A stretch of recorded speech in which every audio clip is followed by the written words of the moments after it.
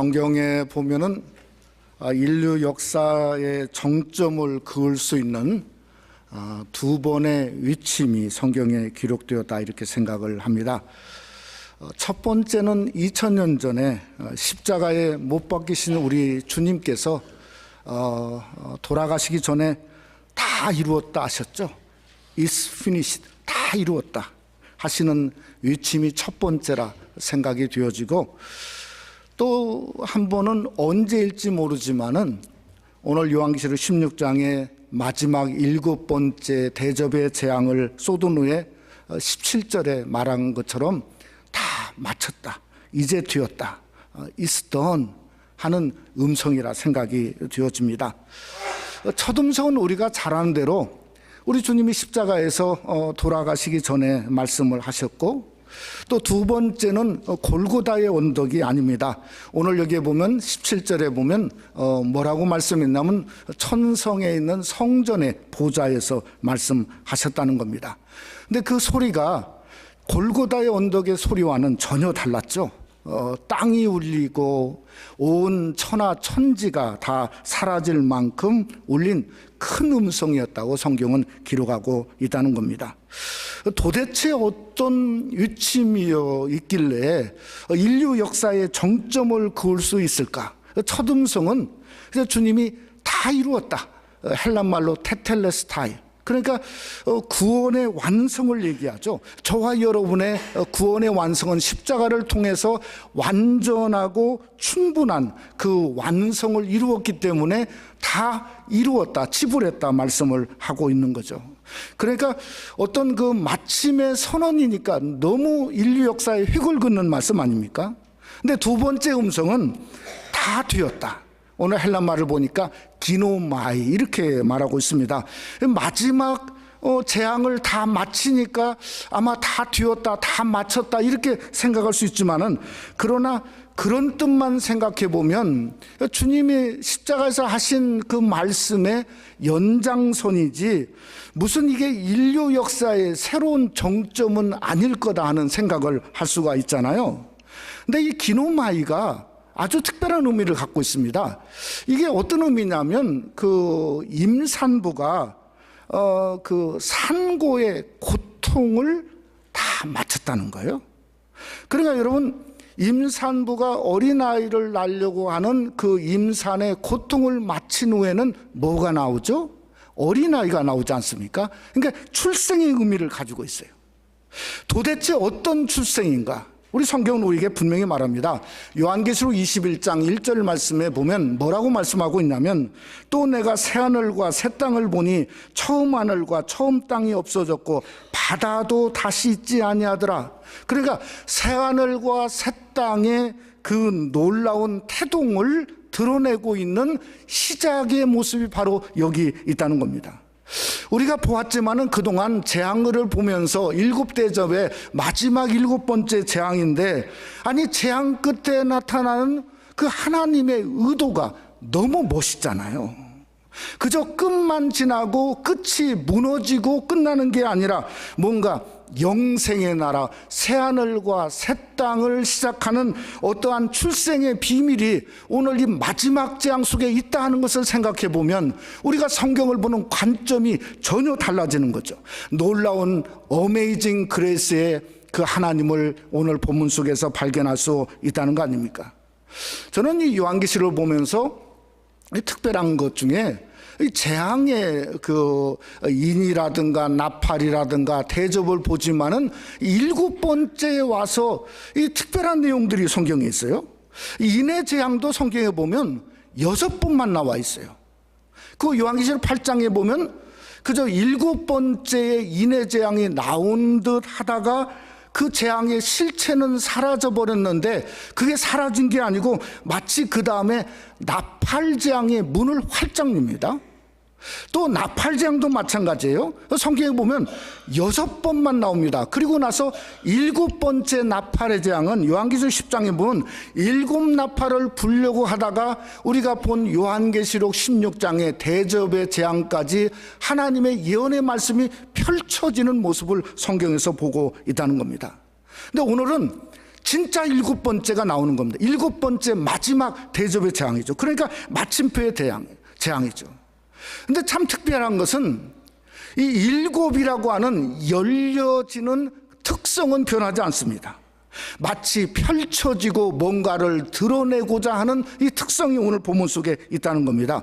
뭔가 마치려고 하는데 마치고 끝내는데 그 실체를 드러내죠. 우리가 지난 시간에 보았지만은 아마겟돈 실체를 그저 재앙에서 드러낸 것처럼 그저 마지막에 뭔가 재앙에 붙고자 하는 핵심을 하나님은 드러내고 있다는 겁니다.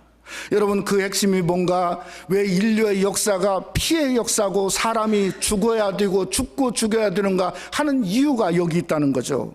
또 그것뿐만 아니라 왜 하나님은 인해재앙, 나팔재앙, 대접의 재앙을 통해서 하나님은 이 엄청난 재앙들을 부어줘야 하는가는 이유가 바로 본문에 있다는 겁니다. 그래서 핵심에서 7번째 그것을 드러내고 있는 겁니다. 여러분, 그 핵심이 뭔가 하면 19절에 바벨론이라고 성경은 우리에게 말씀하고 있다는 거죠. 심지어 그것은 큰 성 바벨론이었다는 겁니다. 여러분, 영적인 바벨론은 뭔가 한마디로 인류의 나름대로 역사의 총체다, 총체 그 모습이다 하는 것을 우리가 생각해 볼 수 있는 겁니다. 그 바벨론이 얼마나 큰지 무너져도 완전히 사라지지 않고 세 갈래로 나누어졌는데, 그것이 다음 장인 요한계시록 17장의 정치와 종교, 음녀의 모습으로 드러내고 있고, 18장에서는 뭔가 경제와 물질적인 바벨론이 무너진 모양을 통해서 경제와 이 땅의 무너진 모습을 성경에서 말씀하고 있다는 겁니다. 저는 오늘 마지막 7대장을 대접의 재앙을 통해서 그래서 핵심 2가지를 좀 생각해 보려고 합니다. 뭔가 하면 재앙이 마쳤는데 마치는 게 아니라 출생의 모습을 드러내는, 새하늘과 새 땅을 드러내는 것처럼 마침과 출생을 생각해 보려고 그러고, 또 재앙인데 그 속에 하나님의 은혜가 있음을 생각해 보려고 그러고, 또 분명히 이것은 그저 끝났다, 이제는 된 닫힘인데 그 안에서 열려지는 핵심을 오늘 본문을 통해서 저와 여러분이 상고하기를 원합니다. 그래서 우리가 마지막 재앙을 통해서 우리의 신앙 중심 핵심도 정말 그렇게 열려지고 또 하나님의 뜻을 깨닫고 더 우리의 신앙이 마지막 재앙 속에 더 굳어지고 단단해지는 귀한 역사가 오늘 말씀을 듣는 저와 여러분 우리 속에 함께 하시기를 주님의 이름으로 축원합니다. 7째 대접의 재앙의 위치가 첫째로 공중인 것을 성경에서 말씀하고 있습니다. 지난 2주간 동안 미국에 살면서 한국의 강원도 고향이신 분들은 더 이렇게 감회가 있었겠습니다. 올림픽을 보는 소소한 재미가 있었습니다.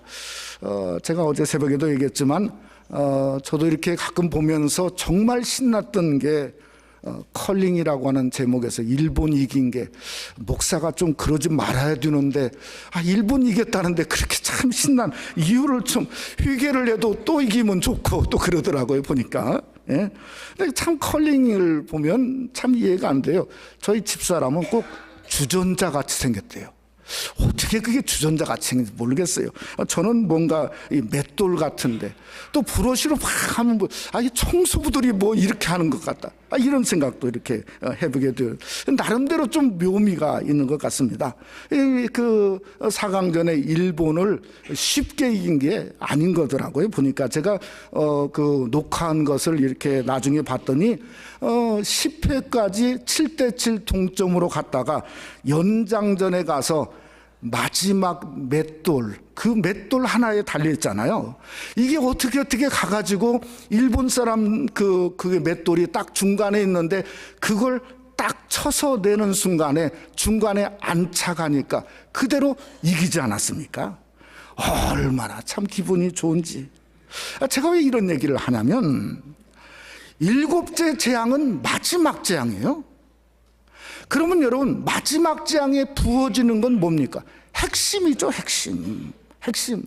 핵심을 어디를 찌르는가, 바로 그게 마지막 재앙에 달려있단 말이에요.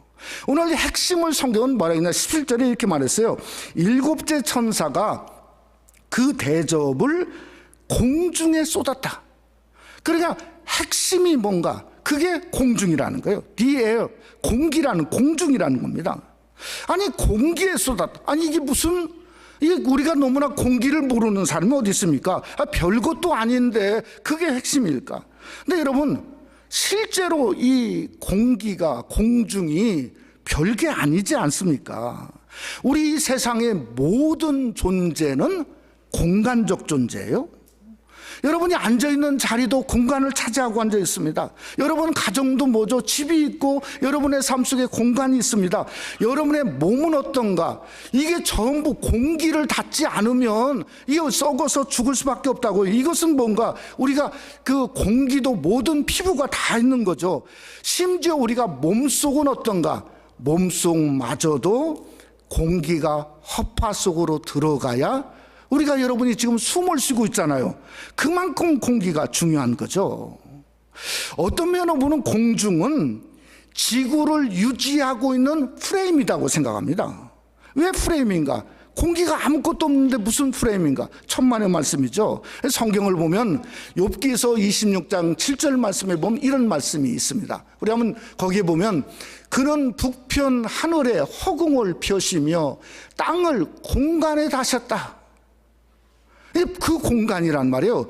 그러니까 프레임이 있으니까 지구를 어디에, 땅을 거기에 달았어요. 그러니까 여러분 지구를 보면 알지만은 지구가 프레임이 있는데 그 프레임이 눈에 보이지 않지만은 그것은 공간밖에 없다는 거예요. 공중밖에 없다는 거예요. 그런데도 가라앉지 않잖아요. 놀라운 프레임이죠. 어떤 면으로 보면 그것만 프레임이 아니라 우주의 모든 프레임도 저는 공중이라고 생각합니다. 마치 DNA처럼 우리가 알지 못하지만은 그 우주가 공중 안에서 엮어져서 프레임을 갖고 있는 거죠. 거기에 하나님이 마지막 진노의 대접을 쏟으니까 어떻게 되죠? 성경에 말하기를 엄청난 지전이 일어날 수밖에 없다고 하는 것은 어쩌면 우리가 과학적으로도 생각해 볼 수 있다고 하는 그러한 의미가 될 수 있는 겁니다. 근데 공중이 그것만 의미하는 게 아니죠.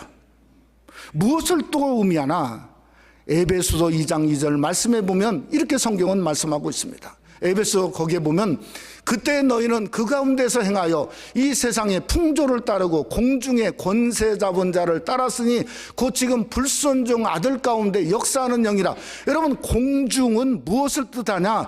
공중의 권세 잡은 자, 불순종의 영이고 심지어 에베소 6장에 보면 어두움의 주관자들과 하늘에 있는 악의 영들에 대함이다. 그러니까 공중에 쏟았다고 하는 건 공중의 권세 잡아 있는 자, 악의 영 사탄 마귀에게 쏟았다고 성경은 말씀하고 있다는 거죠. 이게 공중은 사단 마귀의 핵심부예요. 심장입니다. 여러분 거기에 쏟았을 때에 핵심에 부었더니 18절에 보니까 어떤 일이 나죠? 번개와 음성과 우레소리가 있고 또 큰 지진이 있어 엄청난 지진이 일어나게 되었습니다. 여러분 이건 상징이 아니에요. 상상할 수 없는, 우리가 알지 못하는 거죠. 왜냐하면 우리는 공기와 공중이 없어 본 적이 한 번도 없습니다. 그런데 그게 쏟아 부어지니 엄청난 진동이 임하게 되었고 하나님의 심판이 임하게 되었다는 거죠. 그래서 여기는 사단 마귀의 핵심이 무너지고 부서지고 또 그 소리와 장면을 성경이 기록하고 있다는 겁니다.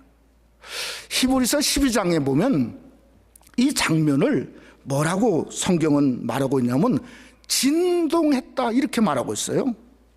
그러면서 히브리 12장에 보면 진동이 무엇으로 변하냐면 변동으로 변할 거다 이렇게 말씀하고 있어요. 이 변동은 현대인의 성경은 이렇게 번역했어요.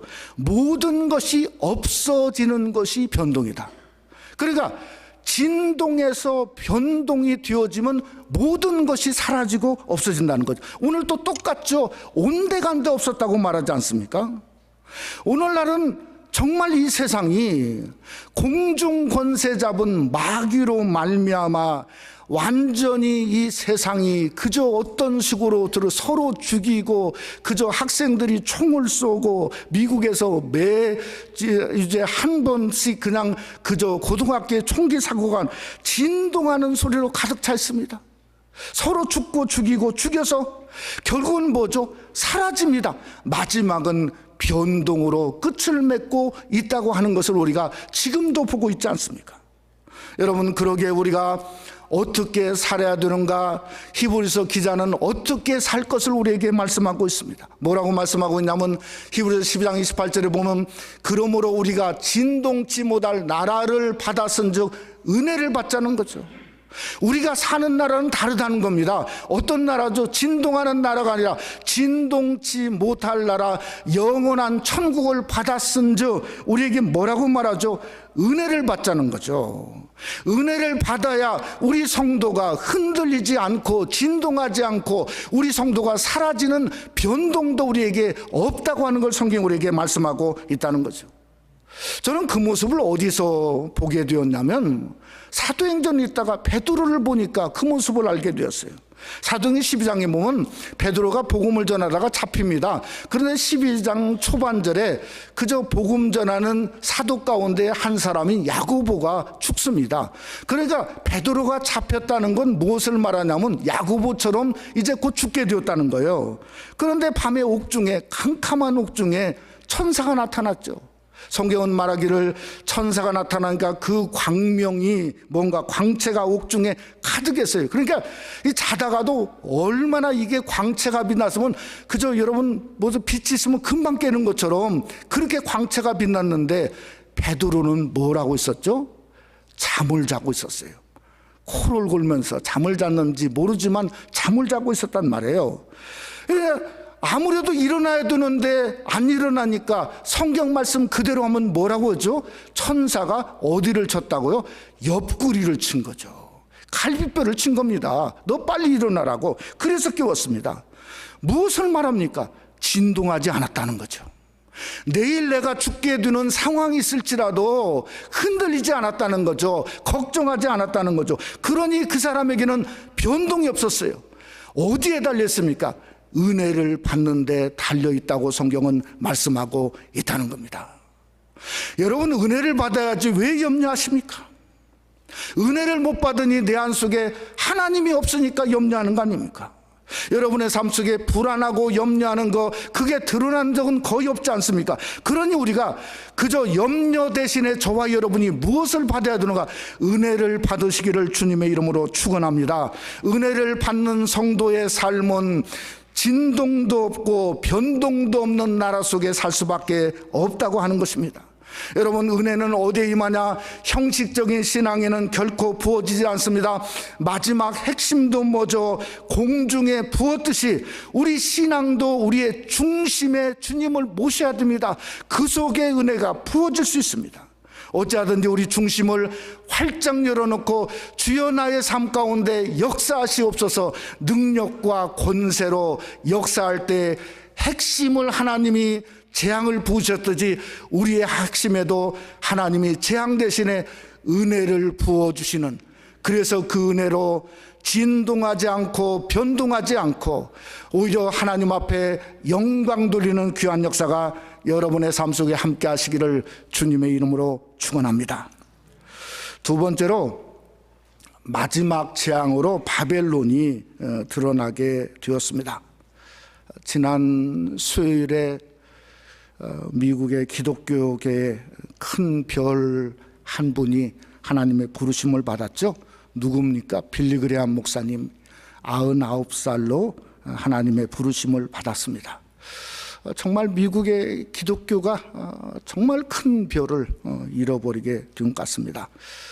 저도 참 기억이 나는 건 지난 2004년도에 LA의 빌리 그레함 크루세이드가 어디에 있었냐면 파사드나 로즈불에 있었습니다. 그때가 11월 달인데 진짜 추웠거든요.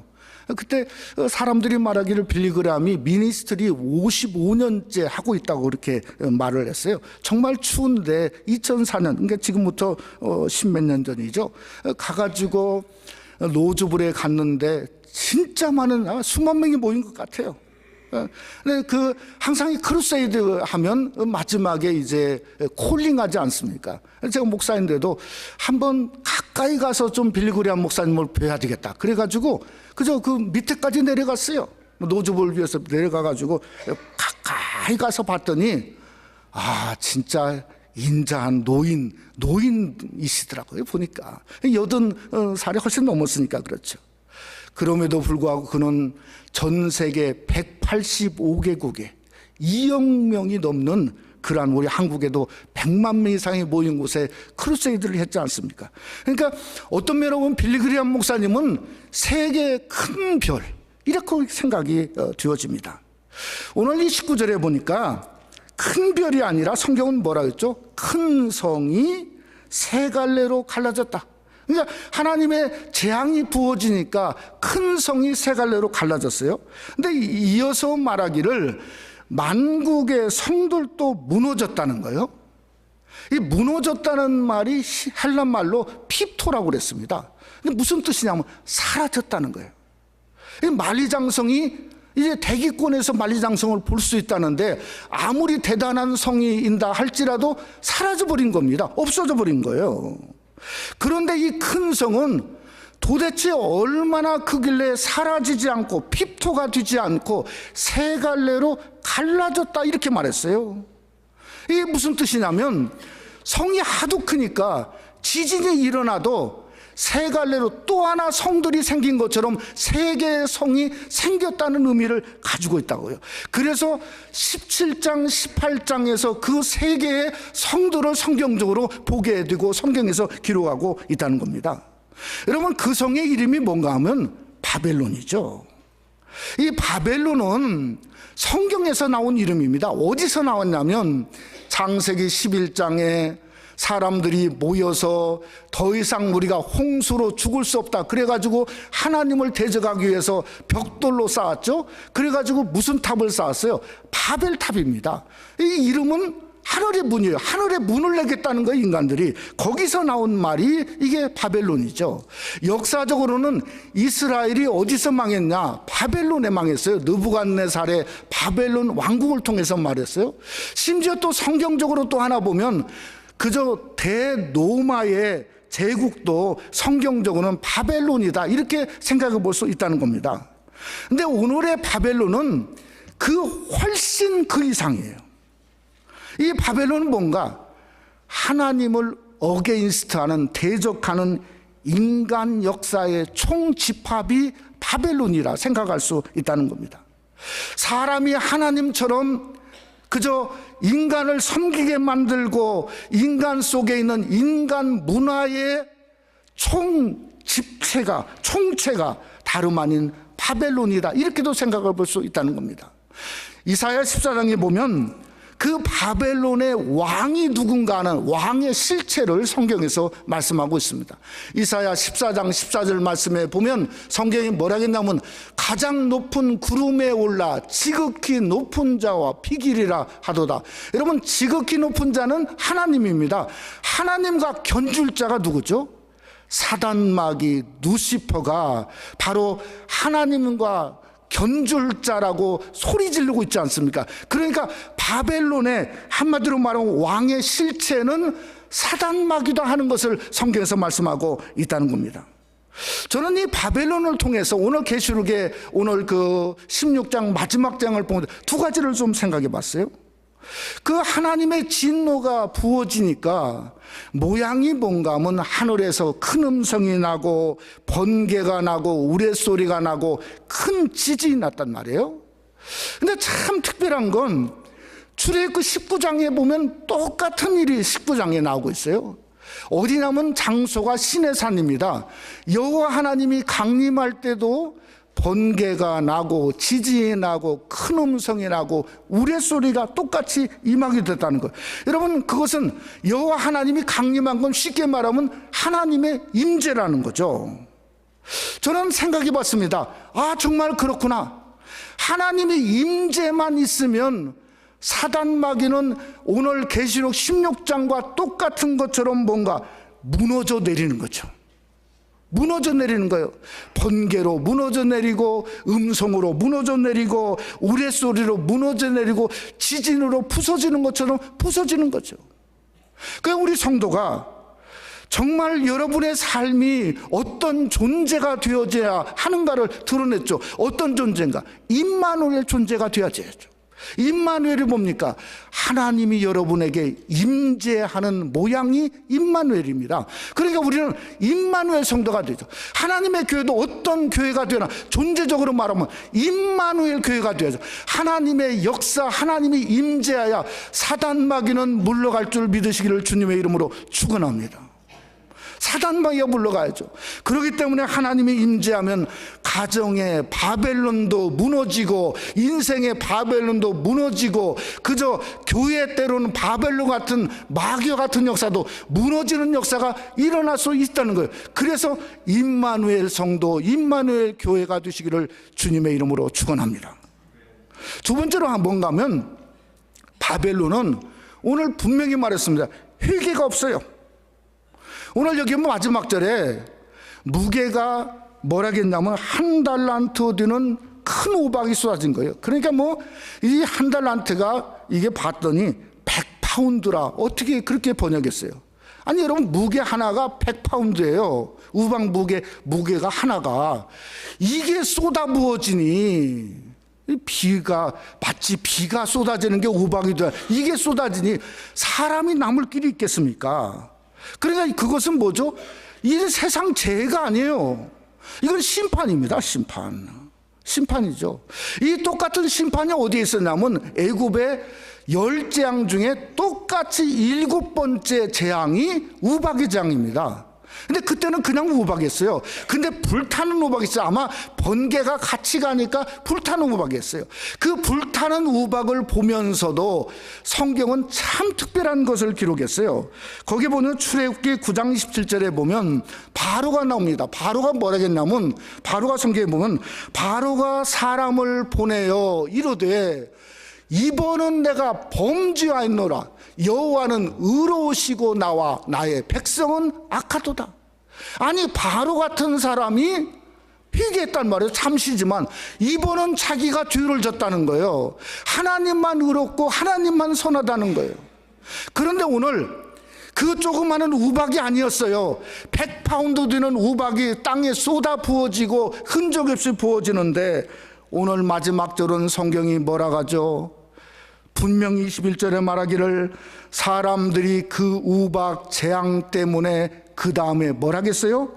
하나님을 비방했다고 성경은 기록하고 있다는 거죠. 그러니까 인간이 바로보다 그 악한 바로를 요구하지 않습니까? 훨씬 더 악했다는 거죠. 그런데 바로는 기회라도 주어졌어요. 결국은 수장되고 말았지만, 그러나 오늘은 끝이죠. 마침이죠. 회개가 없다는 거예요. 회개할 기회도 없다는 거예요. 그게 마지막 기회였는데 회개하지 못했다는 거예요. 여러분, 저는 이 생각에서 어떤 생각을 하게 되었냐면, 우리가 하나님 앞에 재앙을 들을 때, 아니 성경이 이런 게 있을까? 왜 이렇게 계속해서 말할까? 그게 우리에게는 축복이죠. 왜 그런가? 내가 회개해야 되겠구나. 내가 이런 심판, 이런 무서움 속에 끝났을 때 이런 일이 있는데 나는 바로 서야 되겠구나. 나는 일어서야 되겠구나. 나는 뭔가 일어서서 하나님 앞에 회개하지 아니한 사람이 아니고 그래도 부족하지만 하나님을 부르면서 회개해야 되겠구나. 여러분, 영적인 두려움이 여러분에게 축복이 되신 줄을 믿으시기를 주님의 이름으로 축원합니다. 그러니까 회개가 축복이죠. 오늘날은 기회를 잃어버린 바벨론을 얼마든지 볼 수 있습니다.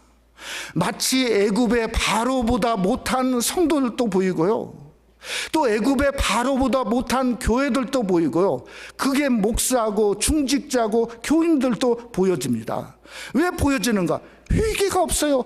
다 저 사람 죄인 줄 아는데 자기만 회개가 없어요. 어떤 교회는 하도 큰 매각교회인데 주일학교 교사들이 하도 우리는 창피해서 어린아이들을 못 가르치겠다 신앙선을 했는데 그 교사들을 치리했어요. 여러분, 그런 세상입니다. 뭐죠? 교회가 바벨론화 되는 거예요. 회개하지 못하는 거예요. 이 큰 덩어리를 누가 움직일 건가, 그것만 생각하는 거예요. 성도들의 바벨론화는 뭔가, 모여서 섬기기는 안 하고 교회를 비방하고 또 욕하면서 필삼는 그저 성도의 바벨론화도 얼마든지 우리는 주에서 볼 수가 있다는 겁니다. 하나님은 진노의 포도주를 기억하신 바 되었다고 말씀하고 있습니다. 그러니 우리가 일어나서 그저 회개해야죠. 깨어 있어야죠. 두려워해야죠. 그러한 깨어 있음이 여러분과 저와 우리 교회는 축복이 되시기를 주님의 이름으로 축원합니다. 말씀을 마치고자 합니다. 1961년도에 존 F 케네디 대통령이 이제 취임을 하고 대통령 직무를 시작했을 때 맨 처음 불렀던 한 분이 백악관에 초청을 받아왔는데, 지난 수요일에 돌아가신 빌리 그레함 목사님, 그러니까 지금부터 57년 전에 목사님을 백악관에 처음으로 불렀던 모양입니다. 존 F 케네디 대통령이 그 빌리 그레함 목사님한테 질문을 했대요. 뭐라고 질문하냐? 목사님, 인류 역사의 방향이 어디로 지금 흘러가고 있습니까? 참 위대한 대통령이 위대한 질문을 한 것 같아요. 인류가 어떻게 미국이 잘 살아야 될까, 이렇게 말한 게 아니고 인류 역사가 도대체 어떤 방향으로 지금 흘러가고 있습니까? 이렇게 물었다는 거예요. 그런데 빌리 그레함 목사님은 항상 이 성경을 가지고 있는데, 그 성경을 보이면서 이렇게 말했답니다. 내가 가진 성경에 의하면 역사는 그리스도 재림을 향하여 흘러가고 있습니다. 그러면서 하는 말이 He's coming soon. 그가 콜링할 때도 coming soon 하지 않습니까? 주님은 곧 다시 오실 겁니다. 어쩌면 주님은 곧 다시 오실 겁니다 하는 것을 그 이후에도 57년 동안 계속해서 부르짖다가 99세에 지난 수요일에 돌아가신 분이 저는 빌리 그레함 목사님이라고 생각이 되어지죠. 저는 주님이 곧 다시 오신다, 그게 기노마이 같아요. 다 되었다는 거예요. 다 되었다. 이제는 다 되었으니 주님 오실 일만 남았다는 거죠. 그래, 우리 성도가 갈 곳은 뭔가 주님밖에 없어요. 다 이루고 다 뒤고 이제는 다 끝났는데, 세상이 아무리 요라해도 저와 여러분은 바벨론에 가면 안 됩니다. 우두머리가 누구죠? 사단막입니다. 곧 무너지죠. 하나님의 진노의 포도주가 계속 있죠. 그것은 멸망의 장소입니다. 그런데 기노마에 다 되었다 하시는 하나님의 음성만, 하나님만이 우리의 유일한 피난처라는 거죠. 요한일서 4장 16절로 17절은 우리에게 그래서 이렇게 말합니다. 하나님은 사랑이시라. 사랑 안에 거하는 자는 하나님 안에 거하고 하나님도 그의 안에 거하시느니라. 이로써 사랑이 우리에게 온전히 이루어진 것은 우리로 심판 날에 담대함을 가지게 하려 함이니, 주께서 그러하심 같이 우리도 이 세상에서 그러하니라. 우리가 마지막 날 심판 날에 담대함을 가질 수 있는 이유는 하나밖에 없습니다. 하나님은 사랑이세요. 그 안에 거하는 겁니다. 그 주님의 품 안에 거하는 겁니다.